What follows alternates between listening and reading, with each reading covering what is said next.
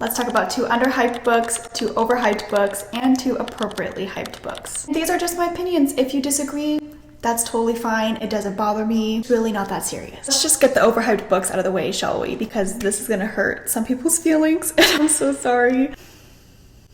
Listen, if you love this book, I'm not judging you. But I absolutely loathe this book. I loathe it. Every sentence that I read made me cringe more and more, and I was holding back tears. It's actually a miracle that I made it to the end of this. I kind of wish I had gone into it with the mindset of going into Zodiac Academy, like knowing it's gonna be so bad, but entertaining. Next overhyped book breaks my heart to have to include this in the video, but it is The Songbird and the Heart of Stone by Krista Broadbent. Hounds of Nyaxia series is like one of my favorite series of all time. The writing felt so different from the original duet. It just was the same thing happening over and over again. Pacing was just way off. Did not care for the romance. The ending though definitely got me, and I do need to read the sequel. Moving on to the underhyped books. The Beartown Trilogy by Frederick Backman. I know this is very popular, but I still don't think enough people are talking about it. This changed my brain chemistry, changed me as a person. I will literally never be the same again, and I need everybody to read it.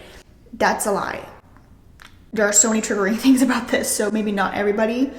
Please look up your trigger warnings. I'm telling you, every single line that Frederick Backman writes in this series, absolute banger. Makes you think, it makes you feel. This series will make you cry. This will make you mad. You know how many times I almost threw these books across the room because these characters just infuriate you. And next for underhyped, we have What the River Knows and Where the Library Hides. This is The Secrets of the Nile duology by Isabel Ibanez. This is like a fantasy / magical realism, adventure, mystery book. There is so much that happens in this duology. I did not expect to love it as much as I did because I don't see a lot of people talk about it. I thought this would be like a cozy magical realism duology, but it is so much more action-packed. There's so many twists and turns. There's an absolutely amazing romance story in this series. Next appropriately hyped book is Heartless Hunter by Kristen Ciccarelli. Fear that this deserves all the hype that it's been getting. It is absolutely amazing. I could not put this series down. This is a YA fantasy romance, but I think any adult fantasy romance lover would also love this series. It is so fast-paced. The characters are amazing. The plot is awesome. The romance, one of my favorite romances ever. And for the last appropriately hyped book, we have Project Hail Mary by Andy Weir. You have to listen to it on audio. It's a whole different reading experience. I don't think I would have loved this book as much if I hadn't listened to it on audio. I don't typically read a lot of sci-fi. I thought it would be too much sciencey stuff that I don't understand, but I think this is very accessible. I think any reader would enjoy this. Something that I just haven't stopped thinking about since I finished it.